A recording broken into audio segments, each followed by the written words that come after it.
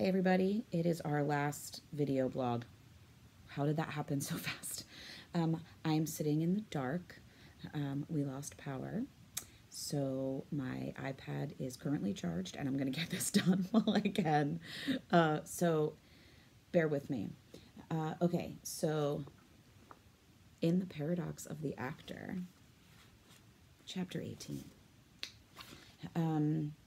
There were a number of things that stuck out to me.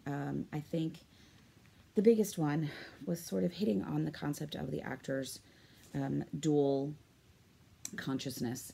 The performer's dual consciousness is what it was referred to in the chapter. But basically, you know, having both the actor, you can't be an actor without having a character to play, and you can't have a character without an actor to bring it to life. So those two things have to coexist and live one inside the other. And I thought that was a much nicer way of thinking about that actor paradox, because you literally can't have one without the other, which I found to be helpful in sort of translating the Stanislavski stuff and the Strasberg stuff in particular, because I felt like maybe that's sort of the misconception. Not really becoming the character per se, but that you literally just can't have one without the other. They are embodied in that same, I don't want to say corpse, but like corporal entity. Yeah, okay. So other things that I thought were really interesting here was the acknowledgement that American actors in particular and theorists only exploit a portion of the method's potential. And it made me wonder, you know, why is that? Why is that? So it could be because Strasberg taught his method, which wasn't really Stanislavski's system. He never even finished studying Stanislavski's system, as we learned early on. So how could he possibly have taught that system? He further never apparently read any of Stanislavski's further investigations into acting, so how could he have done that? Adler had a different perspective after her conversations with Stanislavski later in his life, right? And then and now if someone's teaching the method, as we discussed maybe a week or two ago, are they really teaching the method, or are they teaching their understanding of the method and their translation of Strasberg's translation of Stanislavski? I have a visitor. She may or may not make it known on the screen. Hello, puppy. I love you. Okay, sorry. Distractions. The lack of power gets to her, I think. Okay. Other things that I thought were pretty cool about this chapter in the dark and reading my notes. Oh, well, back to sort of that. Did people just skip what they didn't like about the system or the method? And therefore, you know, this part doesn't work for me, so I'm not going to teach it. I'm a dancer, and there are certain steps that I personally can't really effectively do, and so I will attempt my best to teach them, but I can't demonstrate them full out. So, you know, if it didn't work for them, why would they continue to teach it if they can't really pass that knowledge on and make it functional? So that also could be another reason why we never really teach the system as it was intended to be taught,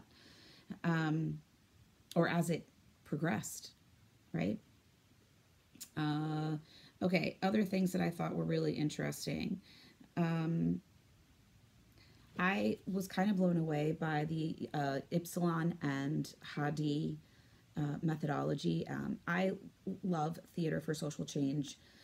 I have a friend here whose name, P.S., is also Aaron, and he somehow ties every show that he does at his school to some sort of social initiative, which I think is really awesome. So with Ragtime, they reached out to different cultural groups in our city and did cultural bias training, kind of, but also they did different fundraising opportunities through the show for those cultural groups. He's done a whole mess of different plays and musicals where they've tied it into some sort of social initiative where the students would be involved in that social initiative and would direct the course of the play with the understanding and communication of that social initiative as the forefront, which I think is really awesome. I don't think the way he thinks, which I think is why we all have different theater, right?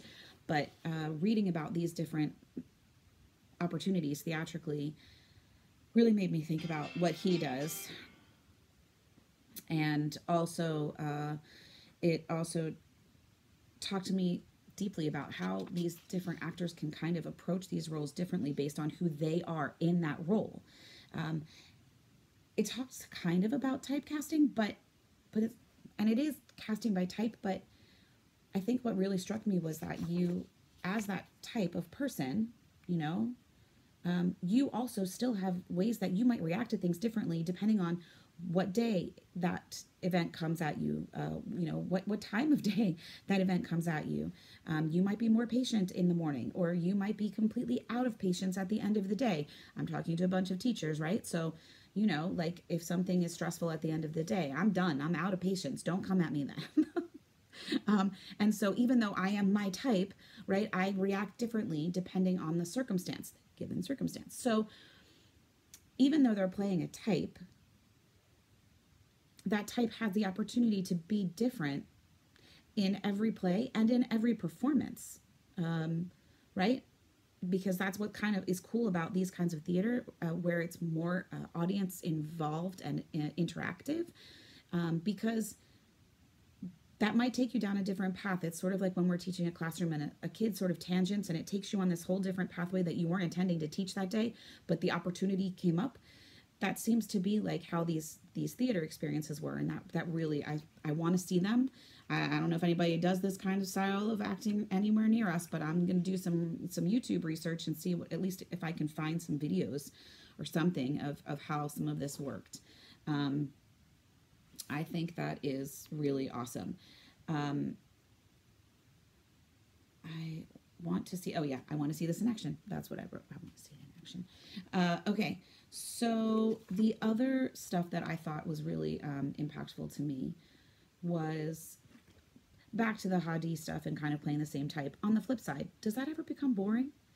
You know, if you're only ever playing that type of character. In my blog post, or my discussion post, I mentioned a conversation that I had with a student of mine. He is a trans man, and they had recently gone out to see The Prom with Friends, the movie version of the musical. And he was very, very upset that James Corden had been cast as Barry in The Prom because James Corden is not gay. And he felt that a gay actor should have been cast in that role. And we had a very deep conversation as a class about whether that's necessary or is that acting. Like, obviously, I'm not going to play Dorothy in The Wiz, ever, because that's not appropriate, because I'm never going to be a black actor. But I'm also never going to be a gay actor. So can I not play a gay character? Can I not play a character who's been raped if I've never been raped? That's a horrible example, but you understand where I'm going with this. Like, if I haven't had that life experience, can I not play that character? And is that how it is kind of in Hadi? Are you sort of pigeonholed based on who you are and what you look like? And that's where my brain went, and I would love to know more about that. Other things that I thought about in this one.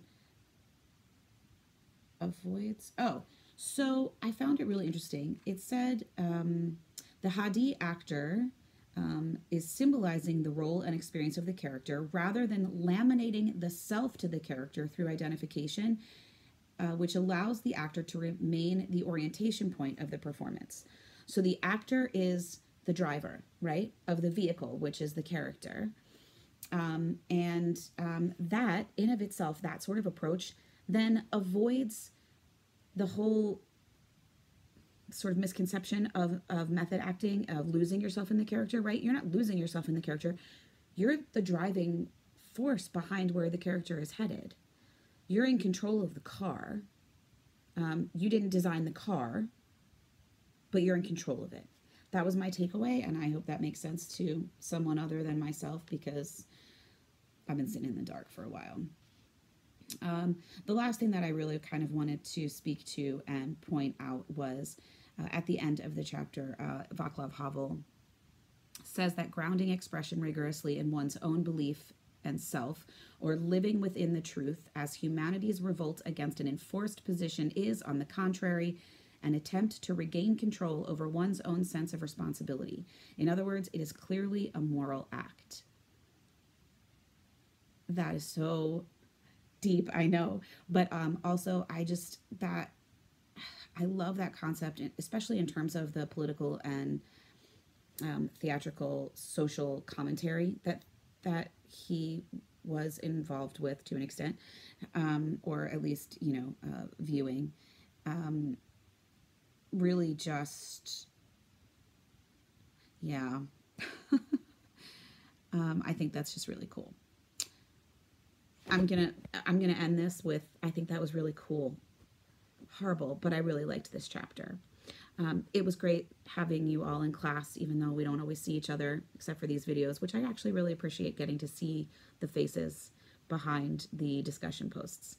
So best of luck to everyone. Hope I'll see you in a class coming up soon. Bye.